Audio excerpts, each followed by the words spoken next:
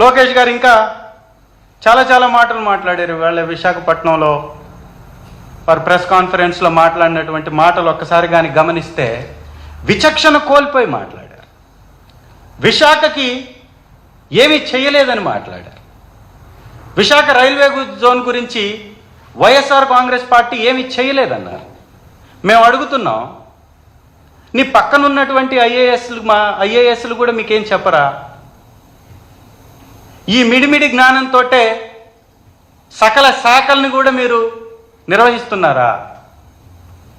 ఆ రోజు మా ఎంపీలు పార్లమెంటు సాక్షిగా మా ఎంపీలు గళమెత్తి రాజీనామాలు చేస్తే ఆ రోజు విశాఖ రైల్వే జోన్ని ప్రకటించింది కేంద్ర ప్రభుత్వం. గుర్తుంచుకో. భూమి కేటాయించలేదన్నావు. భూమి కేటాయిస్తే అది మునిగిపోయేటటువంటి భూమి అని నీ జాతి పత్రికలు రాసినటువంటి క్లిప్పింగుల్ని చదువుకో. డిపిఆర్ని కేంద్రం యాక్సెప్ట్ చేసింది. మా ప్రభుత్వం డిపిఆర్ పంపిస్తే ఒక్కసారి చూసుకో.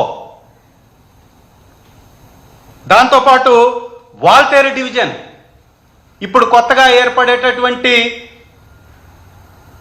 న్యూ సౌత్ కోస్ట్ రైల్వే జోన్లో ఉండాలని పోరాడింది మేము. మీరు మీ ప్రభుత్వంలో గతంలో మీరు పరిపాలించినప్పుడు కేంద్ర ప్రభుత్వంతో పొత్తులో ఉండి కూడా వాల్తేరు డివిజన్ని వదిలేశారు. లాభాలతో ఉన్నటువంటి వాల్తేరు డివిజన్ని వదిలేస్తే నష్టం జరుగుతుంది అని గట్టిగా పోరాడి మళ్ళీ ఆ డివిజన్ని కొత్తగా ఏర్పడేటటువంటి రైల్వే డివిజన్లో చేర్చాలని కేంద్రం మీద ఒత్తిడి తెచ్చి చేసిందే మేము, మా ప్రభుత్వం. 21 బడ్జెట్లో 170 కోట్ల రూపాయలని కేటాయించేలాగా ఒత్తిడి తెచ్చి కేటాయించేలాగా చేసింది మా ప్రభుత్వం.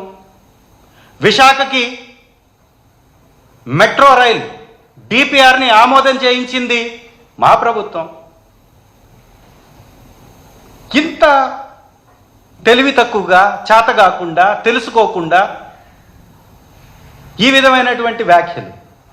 దాంతోపాటు సాఫ్ట్వేర్ ఏం తీసుకురాలేదంటారు. టీసీఎస్ ఎవరి హయాంలో? మా హయాంలో. అదాని డేటా సెంటర్ మేము తీసుకొచ్చినటువంటి కంపెనీ. అనకాపల్లిలో ఏర్పాటు చేసినటువంటి టైర్ల కంపెనీ, ఎక్కహోమా టైర్ల కంపెనీ, ఏటీసీ మేము తెచ్చినటువంటి కంపెనీ. నువ్వు నీ తోడల్లుడు కలిసి గీతం యూనివర్సిటీకి ఎంత ప్రభుత్వ భూమిని కొట్టేశారో ఆ రోజు బయట పెట్టింది మా ప్రభుత్వం.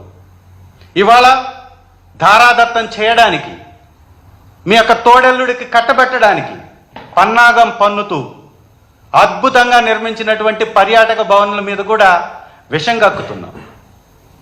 ఒక మంత్రిగా ఉన్నాననేటటువంటి విచక్షణ కోల్పోయి భారతమ్మ గారి మీద అవాకులు చవాకులు పేలుతావా? ఒక మహిళని గౌరవించేటటువంటి జ్ఞానం కూడా లేదా? విడిది హౌస్ అనేటటువంటి మాట మాట్లాడతావా? మీరు కూడా అదే చేస్తున్నారా? మీ భార్యలకు కూడా మీరు విడిది హౌస్ కట్టిస్తున్నారా?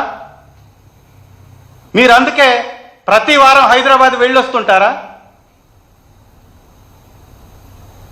విచక్షణ లేనటువంటి మాటలు. ఒక నైరాశ్యంలో ఉన్నారు. ప్రజల నుంచి వచ్చేటటువంటి వ్యతిరేకతని తట్టుకోలేనటువంటి నైరాశ్యంలోకి నెట్టబడుతున్నట్టుగా ఈ లోకేష్ గారి వ్యాఖ్యలు ఉన్నాయి. ఇవాళ విశాఖలో వారు మాట్లాడినటువంటి మాటలు వారి స్థాయిని, వారి పార్టీ యొక్క విధానాలని స్పష్టపరిచాయి. 10,000 రూపాయల స్క్వేర్ ఫూట్ తోటి టెంపరవరీ భవనాలు కట్టినటువంటి చరిత్ర మీది. అమరావతిలో అద్భుతమైనటువంటి బిల్డింగుల దగ్గరికి వెళ్ళి అక్కసు వెళ్ళగక్కేటటువంటి ప్రయత్నం చేస్తున్న లోకేష్ గారు తెలుసుకోండి. మీరు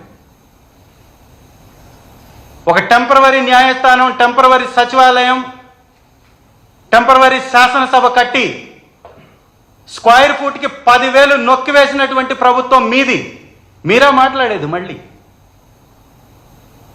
దాంతోపాటుగా ఇక్కడ ఏం చేయలేదంటారు. ఎస్, మేము అడుగుతున్నాం. ఈరోజు ఉద్యోగులకి డిఏలు టీఏలు మీరు ఇచ్చారా? 1వ తారీఖు జాబ్ క్యాలెండర్ అన్నారు, ఇచ్చారా? మీరు చెప్పినటువంటి మాటలు ఆ రోజు చిత్తూరు ఒక సభలో పెట్రోల్ ధరల గురించి కూడా మాట్లాడారు చంద్రబాబు నాయుడు గారి కుమారుడు మీరు. 102 రూపాయలు ఉంది ఈ రాష్ట్రంలో, పక్క రాష్ట్రంలో 96 రూపాయలు ఉంది కర్ణాటకలో అన్నారు.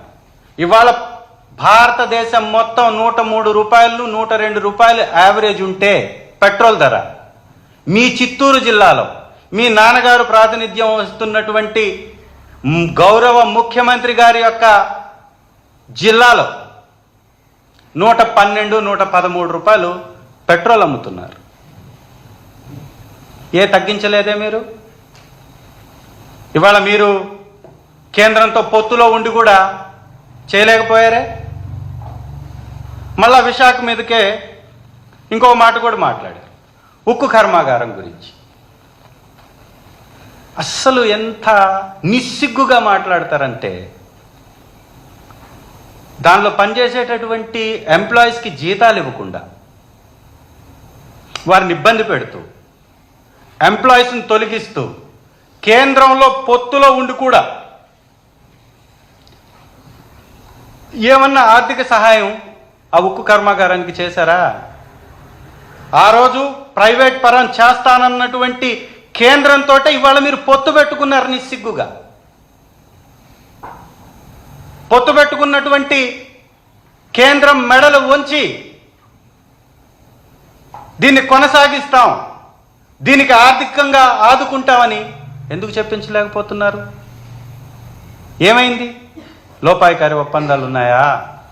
అడ్డమొస్తున్నాయా?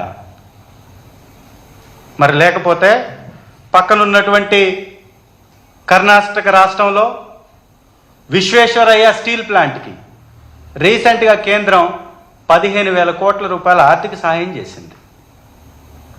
విశాఖ ఉక్కు ఆంధ్రుల హక్కు అనేటటువంటి మహా చరిత్ర కలిగినటువంటి మన విశాఖకి మీరు తీసుకొచ్చినటువంటి గొప్ప ఏంటి? ₹1 ఆర్థికంగా సహాయం తీసుకొచ్చారా? ఒక్కసారి ఆ విషయం కూడా ప్రజలందరికీ తెలియజేయాలని నేను కోరుతున్నా. దాంతోపాటుగా ఏదన్నా మాట్లాడితే కియా అంటాడు. కియా ఎట్లొచ్చింది తెలుసుకో అయ్యా. ఆ రోజు ప్రధానమంత్రి గారి విదేశీ పర్యటనలో భాగంగా కియా వచ్చింది. కియా కాకుండా ఇంకొకటి చెప్పలేడు. ఆర్థికంగా విశాఖపట్నం వెనకబడిపోయింది అంటాడు. కొంచెం కూడా జ్ఞానం లేకుండా మాట్లాడడం. ఆ రోజు సోషల్ ఎకనామిక్ సర్వే మొన్న రీసెంట్గా వచ్చింది. సోషల్ ఎకనామిక్ సర్వే ప్రకారం 16,000 యూనిట్లు విశాఖపట్నం పరిసర ప్రాంతాల్లో ఏర్పాటు చేయబడి 150,000 మందికి ఉద్యోగాలు వచ్చినాయి అని సోషల్ ఎకనామిక్ సర్వేలో స్పష్టంగా బయటపెట్టింది. ఇది కేంద్ర సంస్థ అయినటువంటి సోషల్ ఎకనామిక్ సర్వేలో వచ్చినటువంటి రిపోర్ట్ను కూడా తెలుసుకోకుండా మాట్లాడడం. చేసేదేముంది?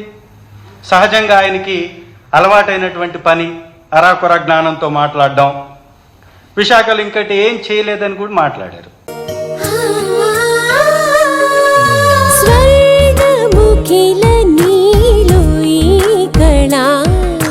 వజ్రవైడూర్యాలంకరణం మణిహారం మహాద్భుతం సంతోషమి ప్రతిక్షణము ఇక శుభప్రదముగా నీవు రాగసిరుల వేడుక. సంతోషం ప్రతిక్షణం. మానిపల్లి జ్యువెలర్స్.